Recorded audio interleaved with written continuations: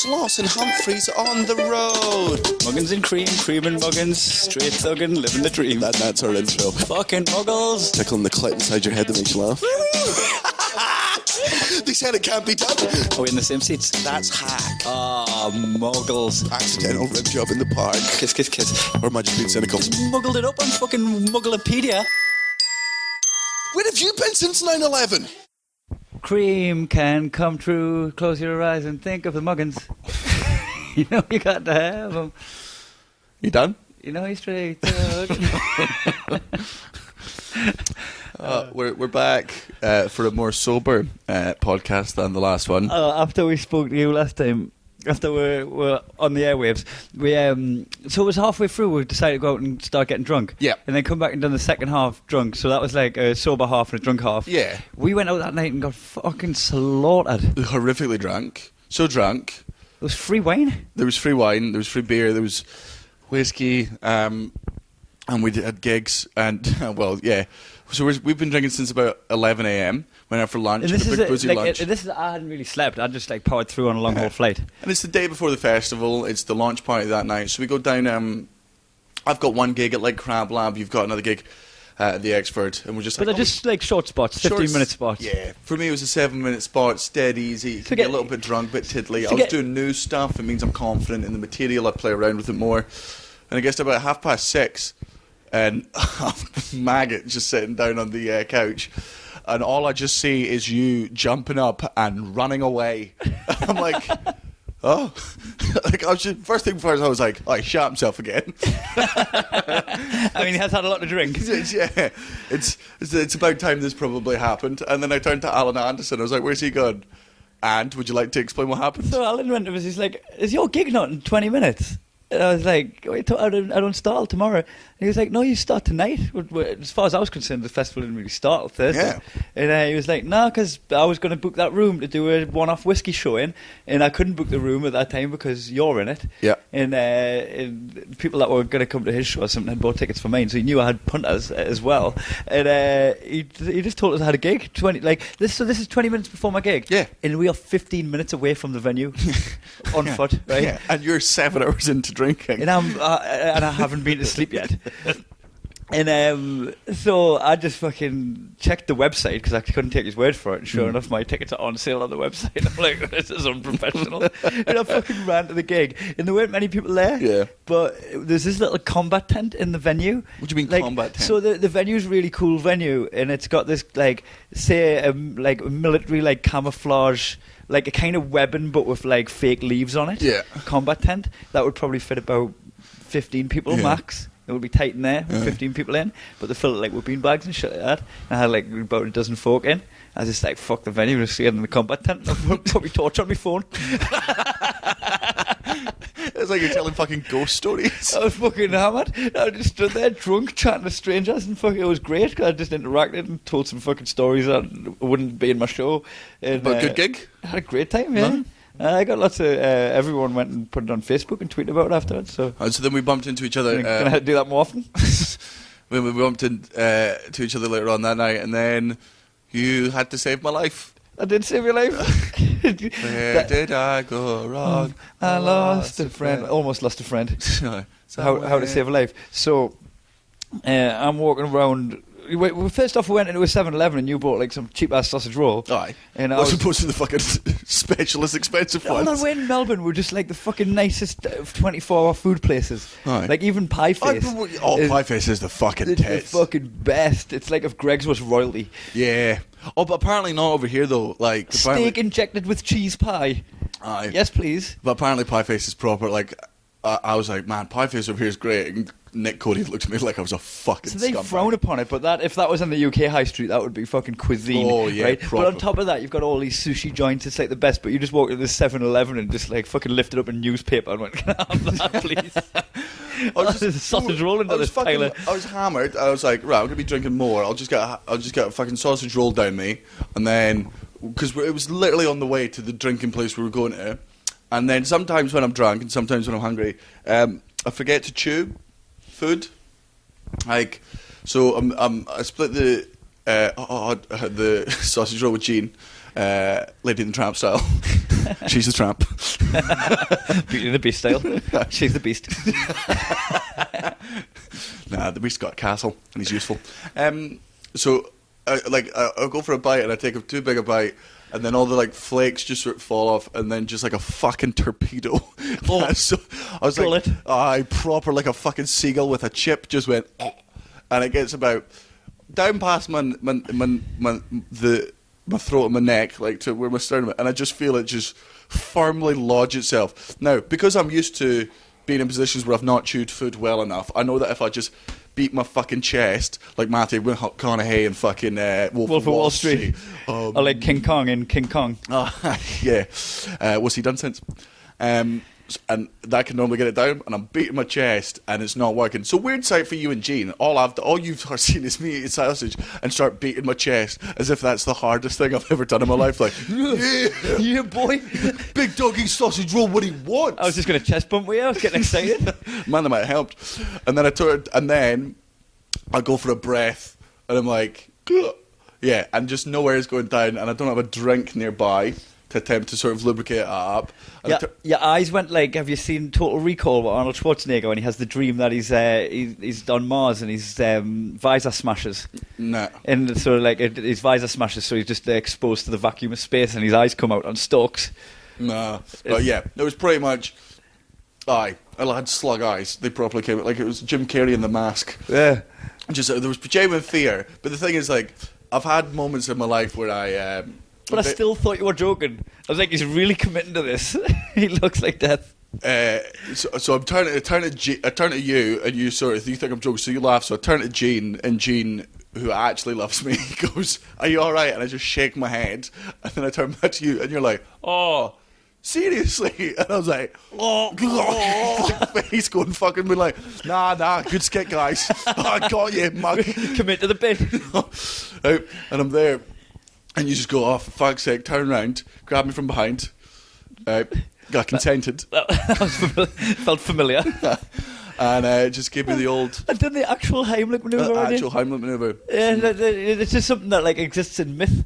The Heimlich manoeuvre is just something that like... and we did practice with Abdominals and when I was a lifeguard at Concordia. We'd practice and train, so it is something I knew how to do. But just something when you learn how to do it, but never assume you're ever going to have to use it. Yeah. It was like probably like Mrs. Doubtfire, wasn't it? Yeah, just... And the thing was, I was disappointed. I was cheered up because, like, if that had been how I died, like, I would have got rinsed for the rest of my well, not my life, I'm dead.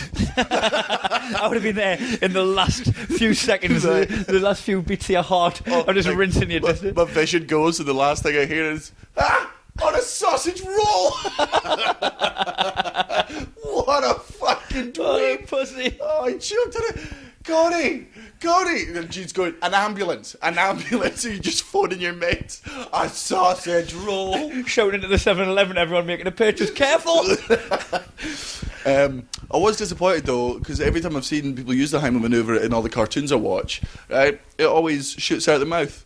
They just dislodge? No, it just went down my throat. So, I mean, it wasn't wasted. I still ate it. I'm just scared now I'm going to shit it out whole as well. Going to teach you to do it from the other end. Turn you upside down. Turn you upside down, do the Heimlich, you just have a poo in my face. Just use me like a fucking, the end of a toothpaste. Just squeeze it down. Trying to get it out of my body.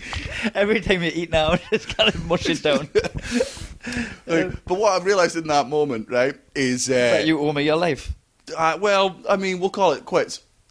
What? When have you saved my life recently? Oh, recently, never. But in general... Never? Aye. Like, did you see what Natalie put online as well about marrying us too? Aye. Marrying us both. And then I think it was your mum wrote something about it's a two-man job keeping Kai alive. Or Natalie might have wrote it. It was a conversation between your mum and Natalie. My mum called your missus a man. Two-man job, yeah. Called you a man? Yeah. Boy. Nah. So, I mean, I can hardly talk. I haven't learned how to chew my food, that's fair. If there's someone's job to keep me alive, you would never pass the application stage. You wouldn't get an interview. I've learned, though, in a situation, I've always known you're good for, like, panic situations like that. I've always known, you used to be a lifeguard. Gene can get fucked. Gene, like, because if you hadn't been there, like, I saw the fear in Gene's, and all Gene... She dropped to her knees and shouted help. Yeah, because and this is a little useful tidbit. If you ever are choking on something and you're alone, call me on 1-800-LEGEND-HERO. 1-800-Muggins. And you just basically put your hands across your chest like you're going on a flume, and then you just sort of fall back, and hopefully that dislodges it. But like, tilt your head forward, otherwise you probably knock yourself out. Like. You muck. If you're gonna choke to death, just go. No, I choose how I die. I jump in front of traffic. Right, the tram will dislodge the sausage roll and all your intestines. But fuck you, fate. But at least you died in a decent way. Like, I'd rather get hit by a tram than choke on a fucking sausage roll. Like, how could you like? Oh, my poor parents. Because there have been times when I've had to do stuff like, so at the end of the festival, last year, the Edinburgh Festival, I had strep throat, so basically just the inside of my throat was torn to shit, so I couldn't, like, swallowing was absolute agony, and like I couldn't drink, I couldn't eat, and I'm just feeling off. So it was like last night at festival, and I just go home and I can't sleep, because like I'm either coughing, which is agony, or I'm just swallowing, I'm just in a lot of pain. So when I get like that, I go self-destruct mode and just have a cigarette. Like, even though my throat's in tatters. I couldn't even vape at that point. Like, because I was like, perfect thing to do right now is to smoke a joint, right? And the second I lit it up, it was just like, because it's just basically there's cuts in your throat, so it was horrific. You put a little lamb. Aye, little baby. So I went to, and for this part, I'll have to. Someone I know was like, you should take some tramadol because that'll just sort of knock you out. And I was like, I don't trust legal drugs. Because it's weird, isn't it? Those are the ones that killed Heath Ledger and almost killed Eminem. Yeah, when it comes to like when people are on painkillers, like sleeping tablets, anything like that, I kind of frown upon it, just going, whoa, you're getting hooked on these prescription meds, and I look at them like I'm on this moral high ground. Yet I'll happily just go into some sketchy dealer's house for some fucking someone to sleep on the couch and fucking. But that's the thing, like it's like there's a direct line between a drug dealer and you, so like they don't want to lose a customer or things to come back to them. Whereas the person who made the pill, these legal pills, doesn't give a fuck about it. It's a fucking corporation somewhere. So I take the tramadol. I've never done it before, and I never will again. And I remember it worked for a bit, but I woke up at like 3 hours later, and just my throat was closing, right? So I sort of wake up, and I'm alone in the house. You're still out, right? Jean's away in fucking Bali, right? I know Ellis is out, so I'm just waking up in an empty house with my throat closing, and I'm just like, right, this isn't good. And I get up, and I'm getting like small intakes of air in, but I'm like, this is closing at a very fast rate. It's also probably panic attack, so I'm sort of working out that realistically, it's not closing forever. I'll probably just pass out and then wake up. But I'm like, the best thing to do, because the house is fucking empty, is to just wake up, go upstairs, unlock the front door, get myself into the recovery position, and call 999. and text. I couldn't talk, so I'd have to text people. So I was just going to be like, try and just go text all. Please come to the house. My throat's closed and I'm dying. So you just threw a party. Everyone just rocks up with bags of booze. You're lying in the recovery position, going, he's on it. Yes, I was having a great time. Started before we got here, finished before we got here. But fortunately, Abby and Froyo, two of our friends who were staying over, had come back early from a party. So they just hear me in the hall going, and they both run downstairs. And again, it's that exact same situation as I had yesterday with you and Jean. Right? As I turn to Abby, and she just goes, right, okay. What do you want? I'm like, point to my throat, and she goes, right, shall I phone an ambulance? Shall I phone Marlena? What do you want? And it's just yes or no questions. And Freya's just there like, you okay? Oh God, what do we, go in the shower? I'm like, you are the most pointless. Have a banana. It's got potassium. Oh. So, maybe you just got a small throat. Maybe you just got a throat like a child's butthole. Explains the smell. Maybe you should just wear a nappy like a beard mask.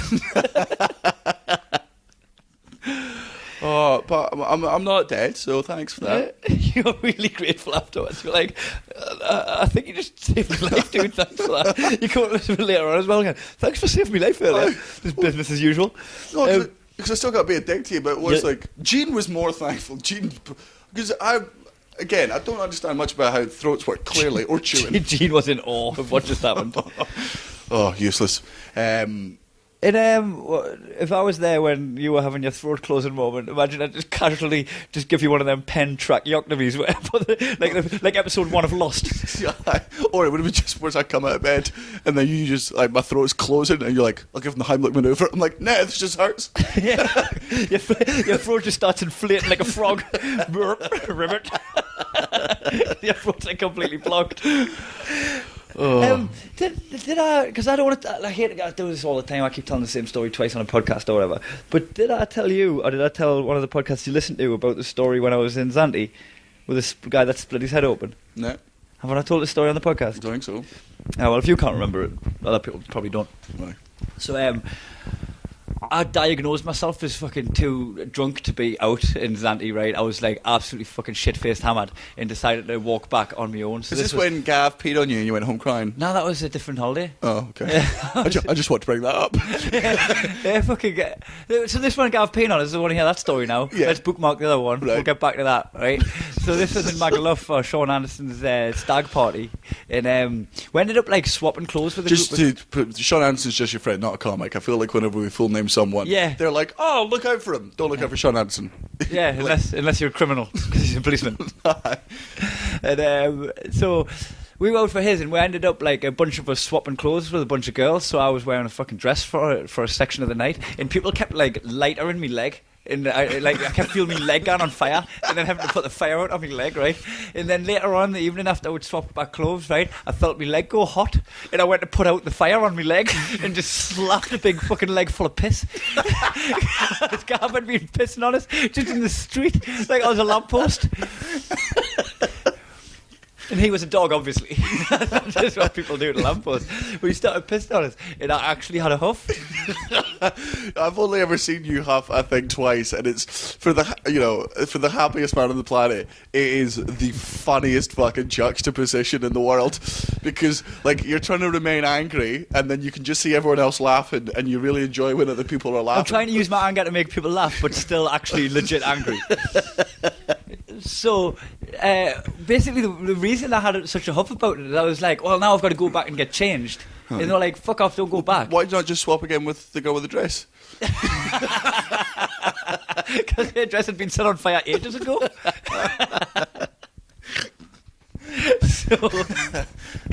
So I was trying to go home to get changed, but they just assumed me going back to get changed has been in a huff. And we're like trying to keep us out and not letting us go back. Someone else had pissed my pants. Eventually Gav just went, stop being a fucking weapon, mid swap jeans with us. And he just started wearing my jeans covered in piss, like mug. What a mug. So in Zante in 2008, this is a few years down the line, I'm walking back absolutely hammered, right? And Just at this point, I'd like to point out to Natalie, like obviously all these stories happened so pre-Natalie, but you've not changed massively since then, so this is just a massive warning to her for the stag do. The rest of her life. No, the stag do. Stag do. Like if that happened, holy shit. Yep. Because there's talk about. I think we're gonna get married in Ibiza. So there's talk of like Natalie's gonna looking to have her hen party in Ibiza and just running straight into the wedding. And like the idea was in the basics was let's have the hen party and stag party in Ibiza. But I'm like, that's a terrible idea. Like I mean, I'll come out early, but that can't be the stag. Yeah, because like, that is a recipe for disaster. As if the wedding's gonna. It's like she's not seen The Hangover. Yeah, so I think we're gonna have to have one separate. Oh, absolutely, several months before. Yeah. Like, because the intention is to kill you. I was thinking about not drinking. Classy as only. I'm a classy man. So in Zante, I fucking diagnosed myself too hammered. Like I'm spewed or whatever in a club, and I'm just like, fuck, I'm going to bed. And I just popped smoke. I side doored it, and I'm walking back, and it starts chuckling down the rain. And I get to level with this bar, and there's like commotion outside the bar, and this guy has fucking split his head open, and he's just on the marble, right? And because it's raining in Greece, the fucking the blood was mixing in with the water and spreading like a murder scene. It was like fucking something. It was like the opening of Saving Private Ryan. Just the sea. It was ridiculous. I was looking at it going, that's like something off Dexter, and Dexter hasn't even been written yet. You just Dexter's laboratory. A fucking big claw come out of his head and grab his hat and put it back on. Aye. Oh, no, that's Inspector Gadget. I think the Powerpuff Girls did this. Oh, Mum. It's all mixed up. Yeah, I was on acid this night. So, where's Ren and Stimpy? So, Rocko's Modern Life. Remember that one? I remember that one. Good one. So this guy's head split open and this blood is pooling like nothing I've ever seen. It was fucking ridiculous, right? And instead of dealing with him, his friends were arguing about what had happened. And it turned out like one of his friends hit him and then he fell and hit the deck and like bust his head open on the deck. And then they were like trying to poke blame rather than deal with him. Yeah. So I fucking gets down and I take my t-shirt off and I pat it into Just show him what you got. That's the last thing he sees. I think, what do you reckon? If this doesn't get your fucking blood pumping nothing well, in fact the pool started getting... I was like, quick, I've got to give him an erection, that blood needs to go the other way. Aye, so you Phillips and all the blood just going back into his head to pump his erection. Just start hoovering it up with a cut. But then he bloated because it mixed with the rainwater. He doubled in size. So I take my top off, my Ed Hardy top, because I was a bit of a chav. Oh, no.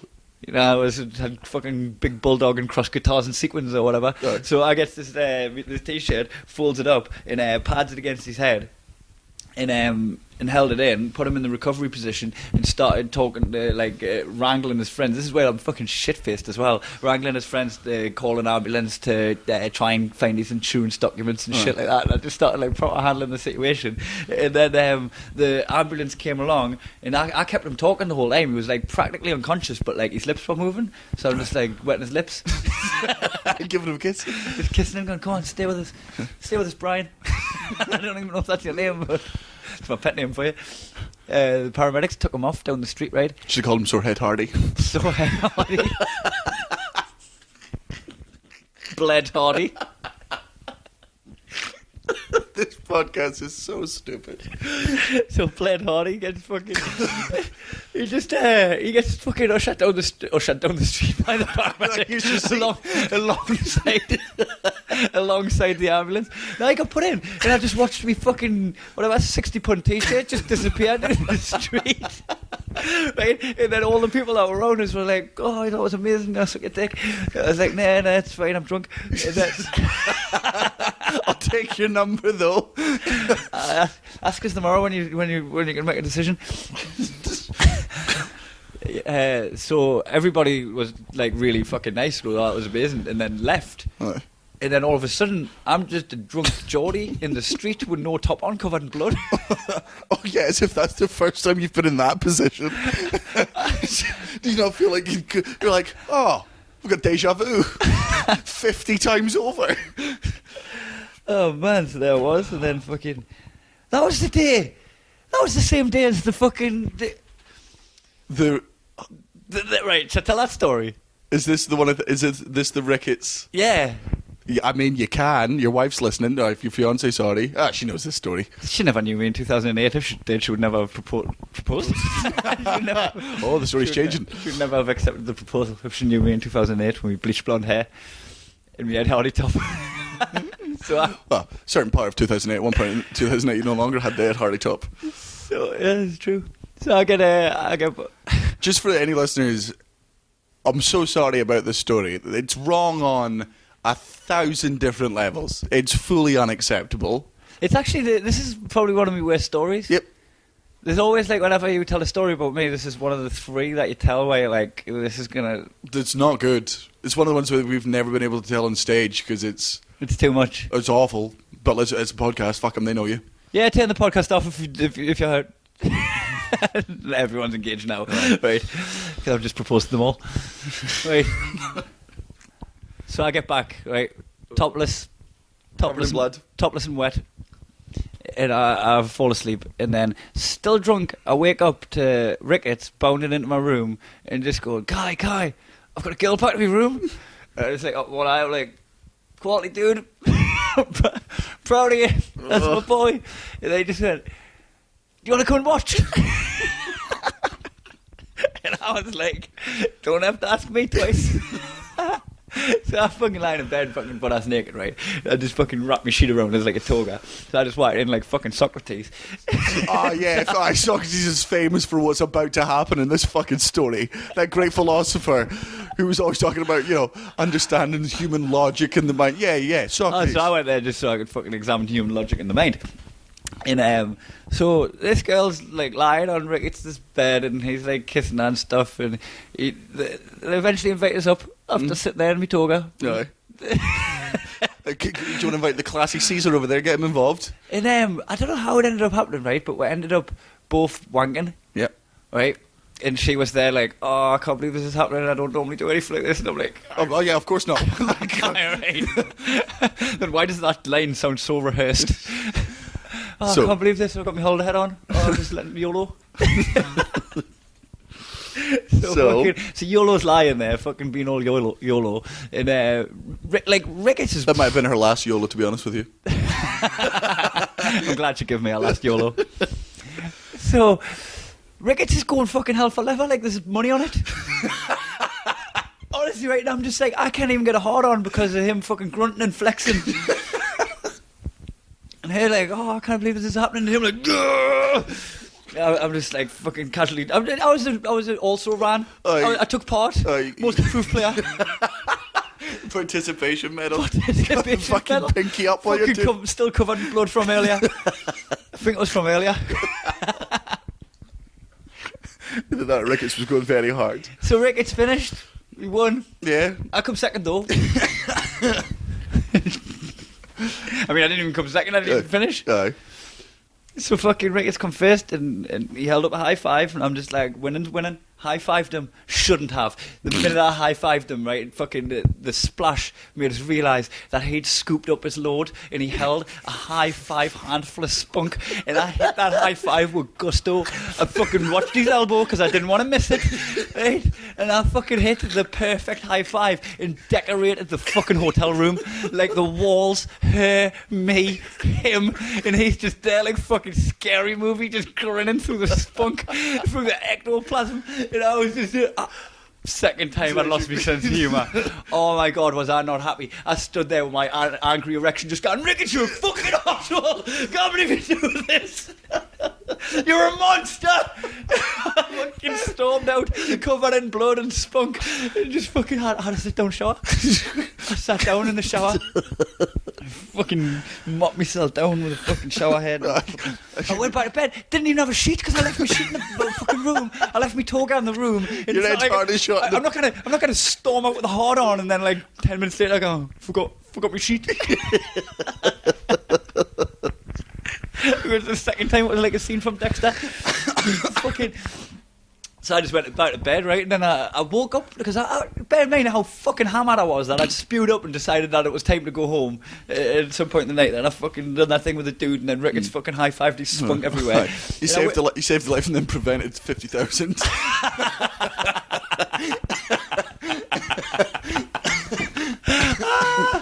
So I woke up with a feeling of like, what the fuck happened last night? But like couldn't really place it. I couldn't really put together what had happened, and it was kind of like slowly dawning on us. And I was one of the last people up, and I walked out of the pool, and Ricketts had managed to tell everyone around the pool, and not just our group of mates, like everyone on the resort.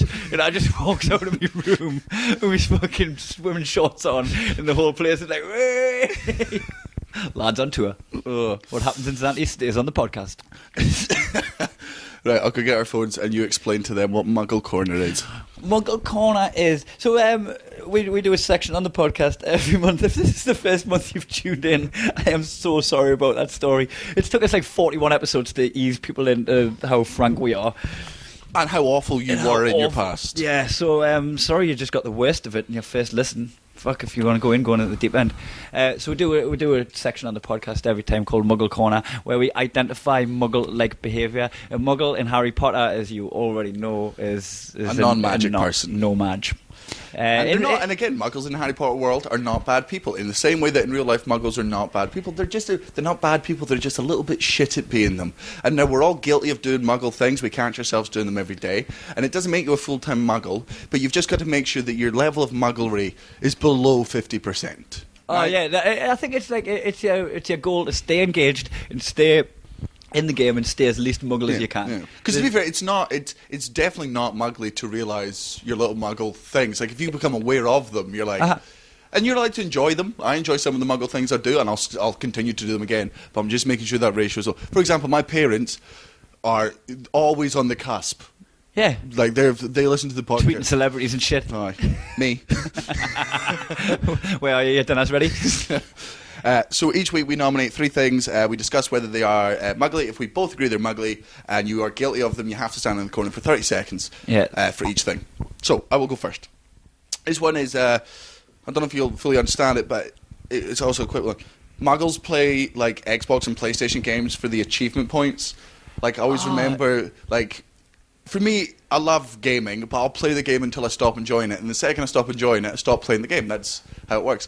But there's some people that you can get like 1,000 points for each game, right? And it's just a little online score. Now, this score doesn't go on to anything, right? You can't trade it in for anything. It's not like nectar points. No, not at all. It's just a sort of way of showing off. Should be. They should let you have. Like, it would be such an incentive if you could get like money off games or free games. Absolutely, because like here, you clearly enjoy that. You played this game to the full. So there. Oh yeah. If it was a loyalty scheme, it would be great. Oh, if that's how you bought like downloadable content instead, like you had to earn it, that would be great. But it's not. It's just I had friends when like Call of Duty, one of the ones you had to go through the entire game on like veteran mode, and on the plane, like you had to get 100. There was 100 enemies on this, and you had to get 100% head accuracy, like kills the thing on veteran, and it was just impossible. And my friends were just lost days. I'm like, it's just getting angry, frustrated, not enjoying the game anymore. So I done that with Assassin's Creed. Loved that game, thought it was great. And then there was this thing about collecting flags, and I made the whole thing about collecting flags. And I must have sat there for hours, straight faced, not enjoying it, and completely lost the story mode. So that when I'd done the story, I didn't know what was happening. Yeah, because I'd been collecting flags. Because you think there's going to be this little bonus at the end. I think that was the moment for me where I was like, "Fuck achievement points for sapping the joy out of a game." I think some of them are like with their like challengey, like can be. Good and stuff, but for me, I've always enjoyed Easter eggs in games. For those that don't know, Easter eggs are like little things. Well, that's what the book Ready Player One's about. Yeah, that we've recommended. Easter eggs are like fun. In the old Halo games, me and Ali used to just go into. We knew where everything was. There were some of the best Easter eggs. If you, on the last mission, which was a time-based thing, you got to drive to the end of the thing. If one of the bits you get out of the car at a specific point and you go down a little back alley, there's a enemy, a little grunt there. But he doesn't do anything. All he does is it's the outtakes. He says the outtakes from the guy who did the voice of the grunt. So it's just him, and it's just fucking. You stand there until you die. That's fun. Like a little reward for finding something out. Yeah, but the reason I did that, I didn't get any points for that. I was like, that's a fucking funny thing that someone discovered. Yeah. But I really, if you want to do competitive gaming, do it online. Siri's got Easter eggs. Do you know that? Yeah. You can ask like, who's the fairest of them all? What is 0 divided? I'll do one right now. Oh no, I'm not online. But if you do 0, what is 0 divided by 0? Who is the fairest of them all? There's like there's a handful. Little things. How much wood could a woodchuck chuck if a woodchuck could chuck wood? Yeah. So if you just spent like, I sometimes just get stoned and ask Siri like a bunch of questions, and every now and again I'll find something like a fucking funny thing. But with today I've met someone the other day who's like, oh, I just added you on Xbox Live, so your gamer score's pretty low, and I'm like, oh, dude, come on. Like that's not why any of us play games. Yeah. Like if you're taking the enjoyment out of all, I just think you were just there going, I wish you had a gamer score on Tinder. Oh, dude, Jesus. Yeah. So you agree?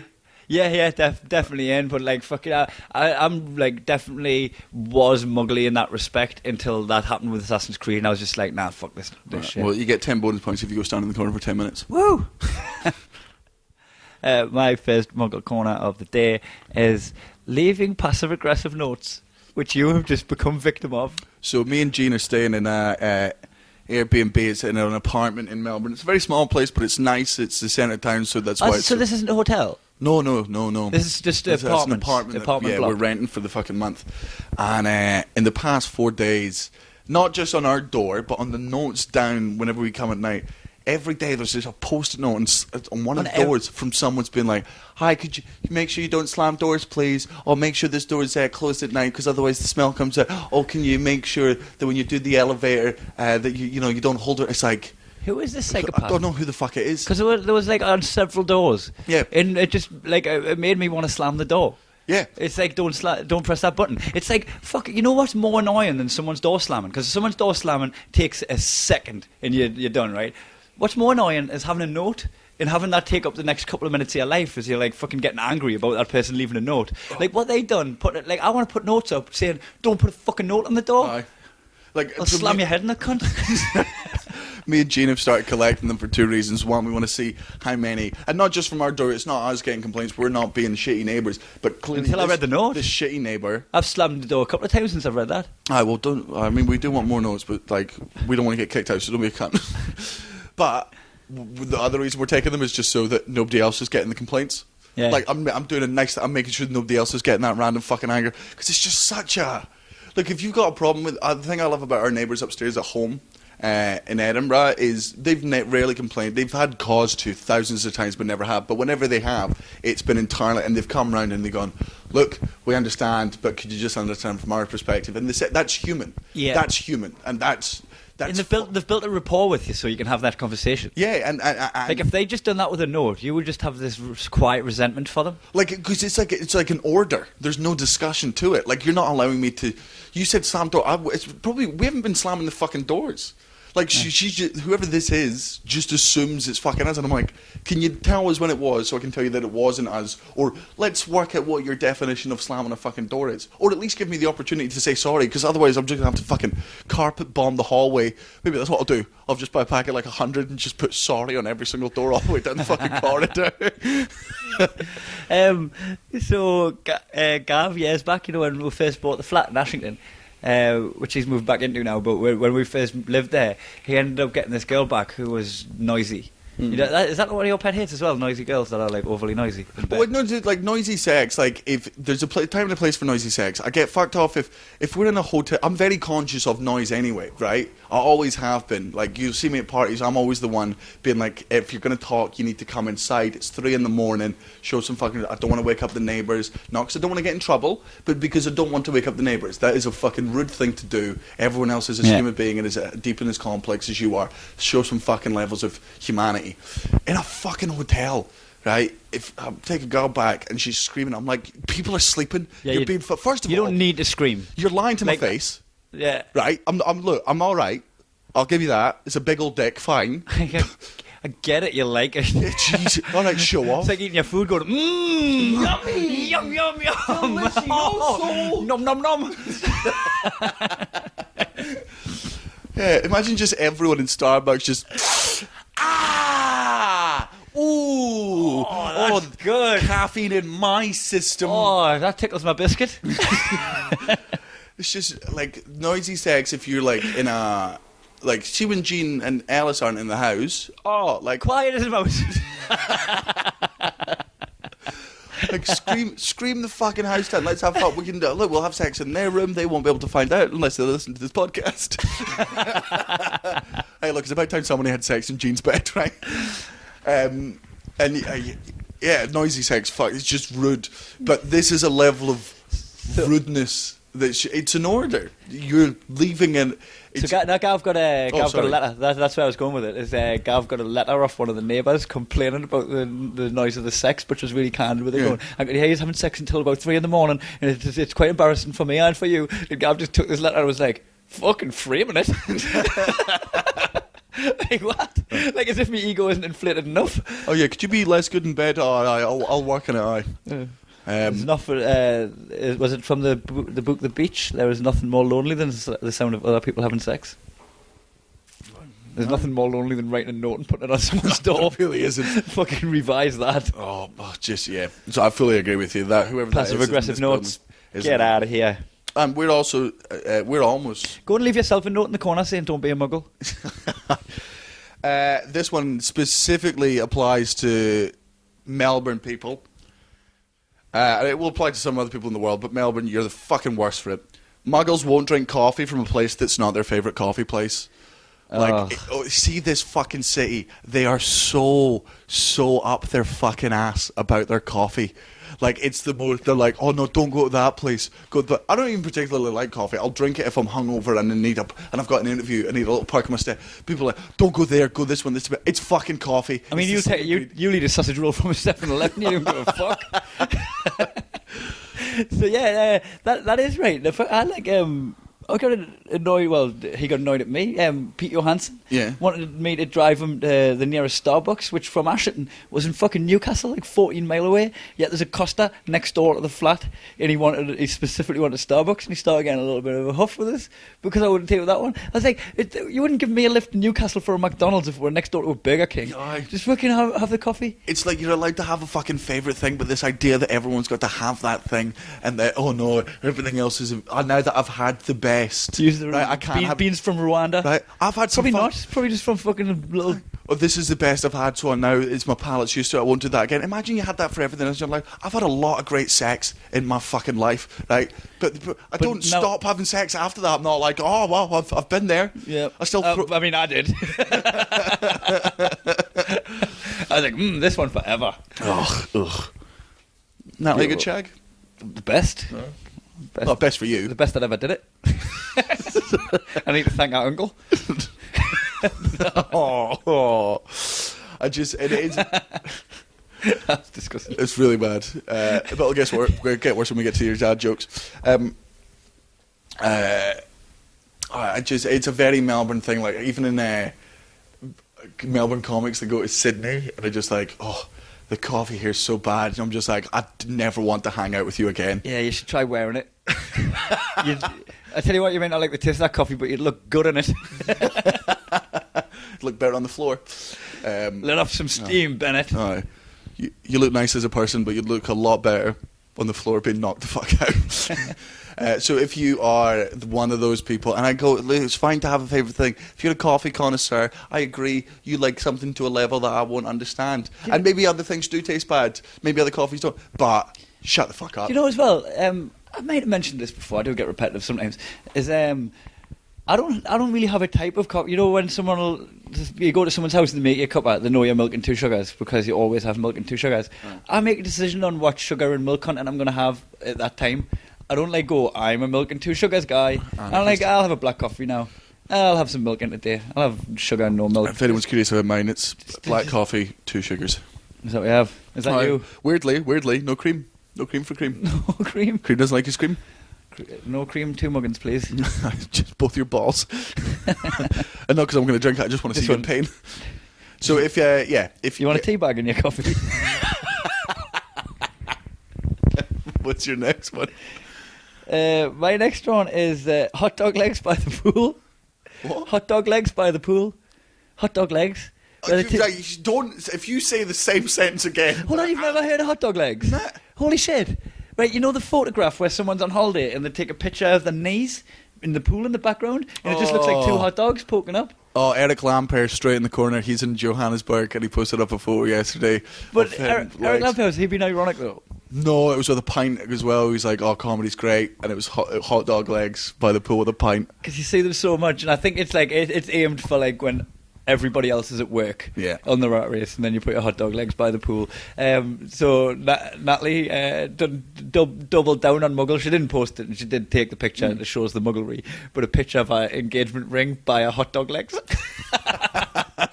By the pool, she just showed us that, and I went, man, if you post that on Facebook saying #boy did good, I said yes. You've just done fucking triple Muggle whammy. You've got to get married in the corner. That's triple down Muggle, isn't it? At least with her though, it's more like haggis legs. That's because the colour, baby, not because the size. No, you know what I meant. I've never. I think there's other ones of that. Any selfie by a fucking landmark.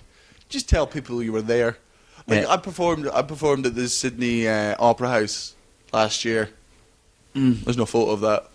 Just did it. Nah, I remember when you gigged there with David Hasselhoff. 2013, I come to the Sydney Opera House gig with you. Oh yeah, I wasn't on then. Weren't you? No, we just went down to watch. Oh, I thought you were on. Oh no, we just went down to watch. Who was that I was laughing at? It's still me. It might have been Hoff. Oh, it might have That might have been the last love. Oh, that's weird. Like, that's one thing I do like about comedy is you just meet some people you never in your life thought you'd ever meet. I've met David Hasselhoff. I've met Dave Benson Phillips. Yeah, from the Slime Guy. The Slime Guy. Aye. He done set list for me. Aye. Yeah. Met him. It's fucking great. Oh, fucking love it. I got him to Gunsley and with Nil. If you know what I mean. With a high five. So I have done the hot dog legs by the pool photo once, but only because within 24 hours I went from being in Dubai to being on the piste. So I got a photograph of my legs by the pool and a photograph of my legs with a snowboard attached to them, and it was within a 24-hour period. I thought that was pretty cool. Still pretty cool, but you still a muggle, right? You still do belong in the corner for 30 seconds for that one. I'm in for that, but I get it. Right. I knew I was going in when I did it, and I knew I was posting a muggle thing. Yeah, and that's the thing. Sometimes that's the thing about some muggle things. You just like, I know this is muggly, but I'm enjoying it, so fuck yous. Yep, it's a paint in the airport, isn't it? Here's another Milo one. Milo McCabe, our very good friend. What's the opposite to a skeptic? A moron. Yeah, that's him. A fucking moron.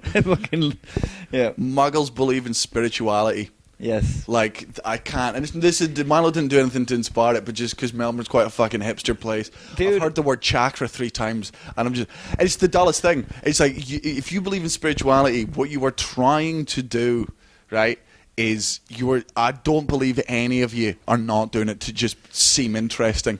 You're just seeing this thing that you have found interesting because you're a fucking idiot and you've applied it to yourself, and because there's no answers to it. Oh, you're never wrong, are you? You're too scared to have any conviction in any fucking opinion. So you're just like, yeah, man, there's just an energy. No, there's not. There is not an energy. There's no energy. What the fuck are you talking about, you hippie bag of shit? Wash your fucking dreads. I don't know if you know this, right? But you have just marched me straight out of yoga meditation into the corner.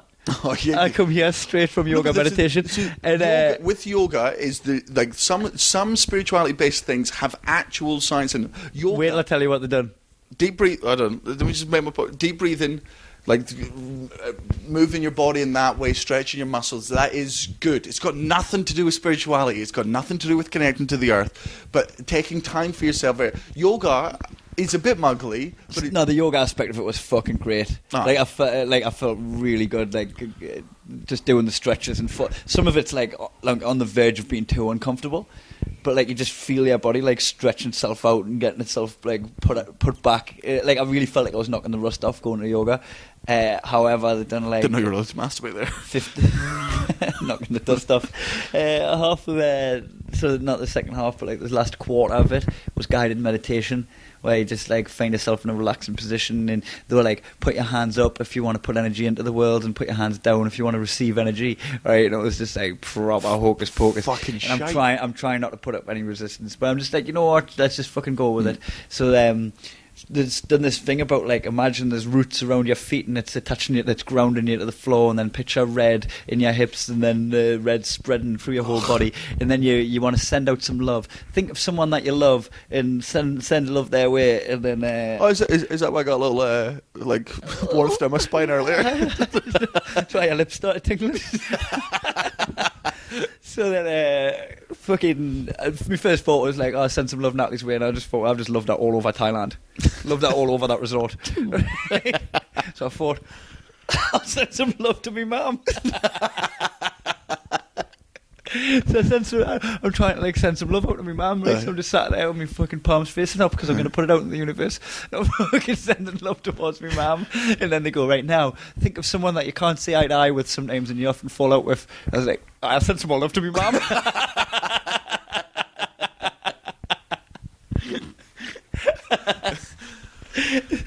So I just meditated and sent some love across the globe to my mum. It's just hocus pocus spirituality bullshit, right? It's all. But you know what? You know what's nice about that yoga and the meditation, right? Is the said at the beginning is this is your hour. Any anxieties you've got, any troubles you've got, any stress you've got, that's this is your time off from that. Yeah. So at the minute, obviously I'm in a festival, so I've got shows to think about. I'm busy writing a Fringe show. There's a lot of fucking windows open on my desktop. Going in there, just fucking shut it all down. So even though I'm engaging in the sending love to the other side of the planet and stuff, right?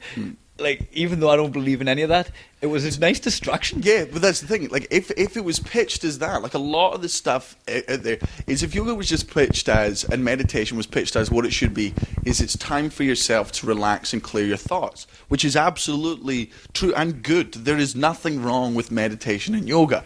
But what is wrong with it is when you monetize it by fucking filling people's heads with fucking pseudo shit. Yeah, I don't believe any of that energy is going out into the universe. I think that energy is like, it's good for me. Oh. It's like, it's an internal thing where I feel better that I sent out love. That love isn't going to travel and reach someone. Oh, it's just worse. So you're agreed. Yeah, Right, yeah, go, totally. go, mate. All right, go. If you're angry about that and you believe in spirituality, why don't you go in the corner and send me some good vibes? Maybe you'll convince me, you fucking gullible muggle cunt. Yes. What's your final one? Muggles tut. The tut. Muggles tut. I can't ever imagine a situation where I'd go.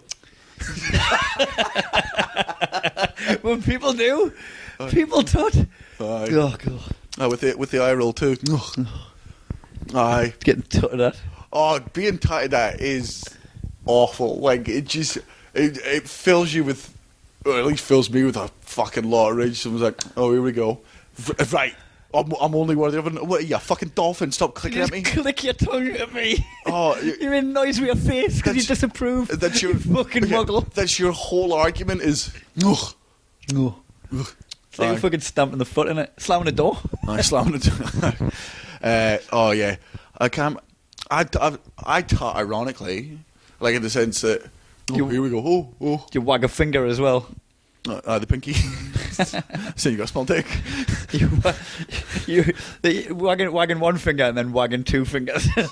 one finger looks like what you're doing. The second finger's like, fancy a bit of this.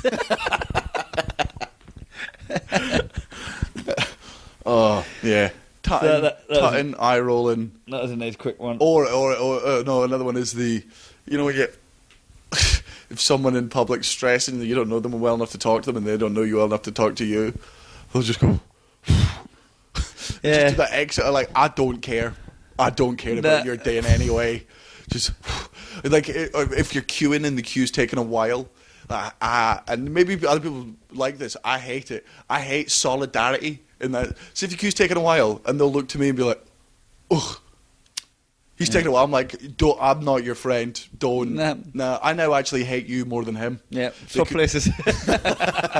Then you'll be front of the queue. Then he'll be pissed off because now he's gone in the back. He'll be like, that's unfair. Vicious cycle. Everyone just keeps getting in front of him. That's why he's doing it. It's a self-fulfilling prophecy. Aye. Right, so let's go through those ones. Yep.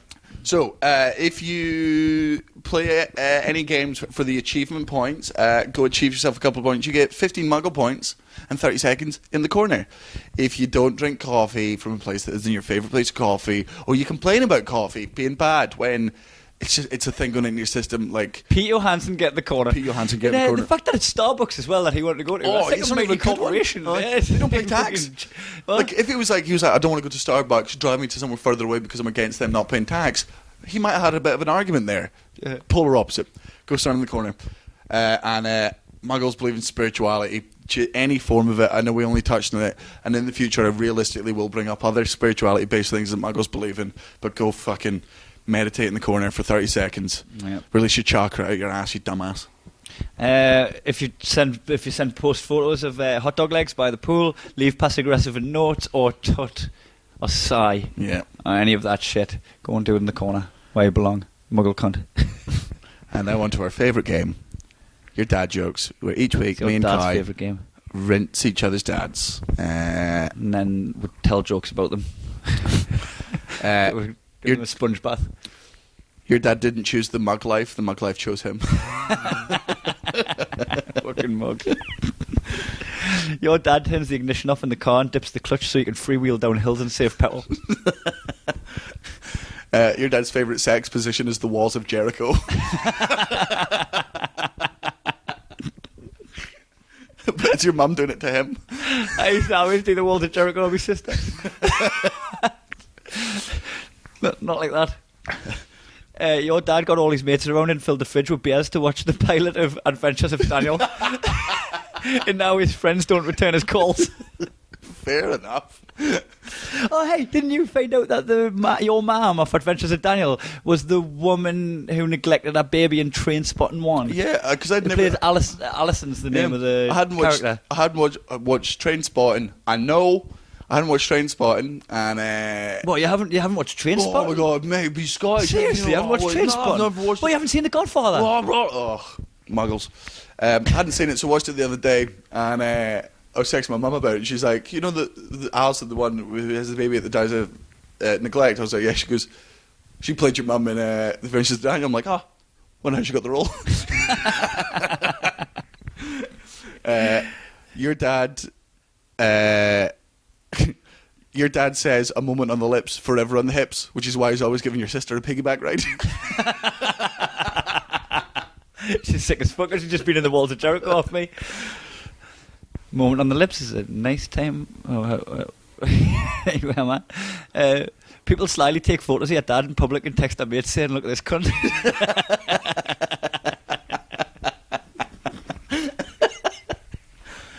They weren't called fanny packs until your dad started wearing them.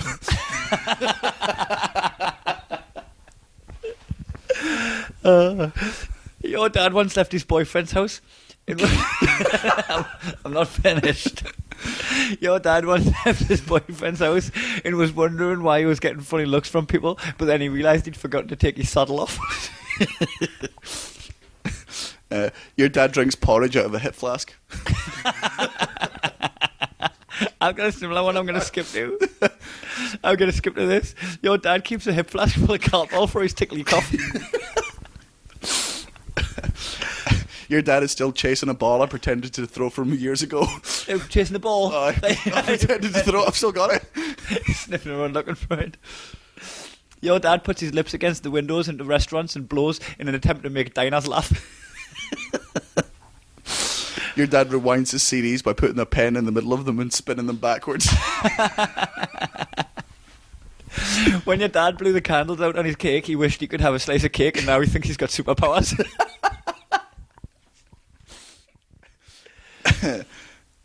Your dad got his dick pierced, but with spacers.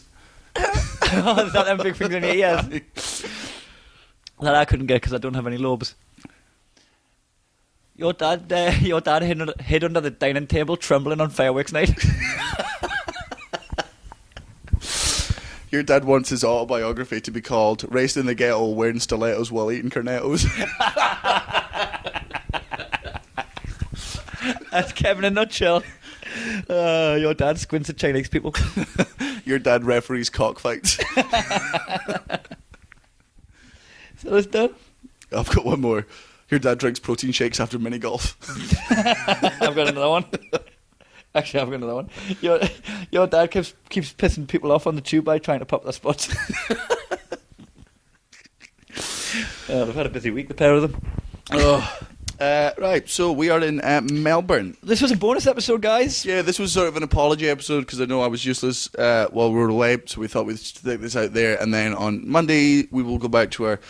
we're going to get guests. Yeah, Monday I think we're going to get Katie Marks, and then Thursday we'll probably get Nick Cody on. Yeah. And then we'll eventually get Stanley back on. And we're thinking about making episode 50 a live one, so by the end of the run, we'll announce a date. If anyone's in Melbourne, they can just come along and fucking watch us chat some shit. You can also come see us live in Melbourne. I am on every day, apart from Mondays, at Taxi. Riverside is down by Federation Square. It's at 7 p.m. every day, except for Sundays where it's on at 6 p.m. Tickets somewhere, so please do book in advance. I'm also, after this, I'm off to Auckland if you've got any New Zealand listeners out there, and my show is being recorded for the special in at the Enmore in Sydney. Oh, really? So buy tickets to that, please, you Sydney cunts.